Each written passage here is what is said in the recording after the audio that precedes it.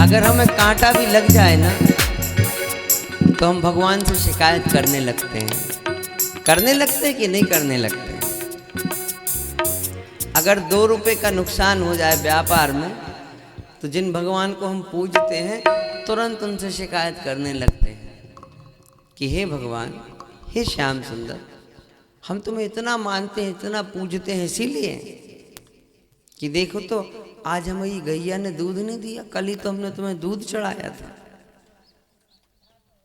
ऐसा होता है कि नहीं होता है? लेकिन भगवान को कौन पाता है? भक्ति करनी है तो बंसी से सीखो, उसका अंग अंग छिदा है, लेकिन भगवान से शिकायत नहीं की। शिकायत करते हैं क्या? नहीं करते। ऐसे ही हमें हमारे भाग्य में जो है, जो हमें भगवान ने दिया है, उसका उपभोग करते रहो। ठाकुर जी से प्रार्थना करो, प्रेम करो, लेकिन शिकायत मत करो। अरे जब तुम किसी संसार के प्राणी से प्रेम करते हो ना जाने कितनी रातें जगते रहते, उससे शिकायत नहीं करते, फिर तो वो जगत के पिता है, फिर तो वो जगत का परमेश्वर है। उसके प्रेम करने की रीति इतनी सरल नहीं है जितनी हम सोचते हैं। उसको पाना है तो उसके अनुसार चलना पड़ेगा।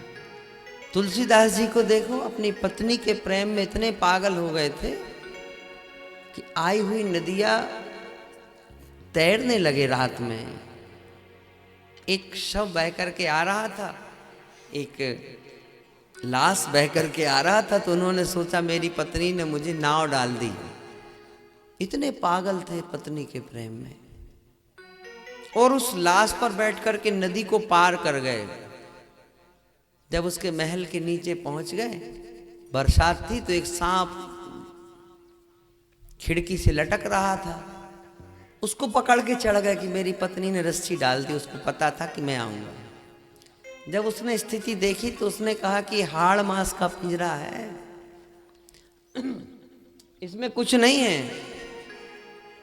और जब ये हाड़ मांस का पिंजरा है, जब तुम इससे इतना प्रेम करते हो, अरे तो श्याम सुंदर से, उस कन्हैया से प्रेम करो। जब तुम उससे प्रेम करोगे ना, तब जाकर के ठाकुर जी तुम पर कृपा करेंगे। बोलो बांके बिहारी लाल की। और जब हमारा श्याम सुंदर, हमारा कन्हैया कृपा करेगा ना, तो फिर महाराज हमें संसार के प्रेम की जरूरत नहीं पड़ेगी। संसार में तो प्रेम है ही नहीं, संसार में तो सिर्फ स्वार्थ है, बस स्वार्थ के अलावा कुछ नहीं। पैसा ही के माई बाप, पैसा ही के भाई बंधु, पैसा बिन पत्नी कहे निखट्टू के पाले पड़ी। पैसा नहीं है तो कोई प्रेम नहीं करता। ये संसार स्वार्थ से चलता है। निस्वार्थ प्रेम तो सिर्फ कन्हैया करते हैं, और कोई नहीं कर सकता। बोलो जय श्री कृष्ण। और उनका एक नियम भी है, बिल्कुल सरल भाषा में समझा रहे हैं। वो कहते भैया हम भी निस्वार्थ प्रेम करते हैं, और यदि तुम्हें हमसे प्रेम करना है ना, तो तुम हमसे निस्वार्थ प्रेम करो। बोलो जय श्री कृष्ण।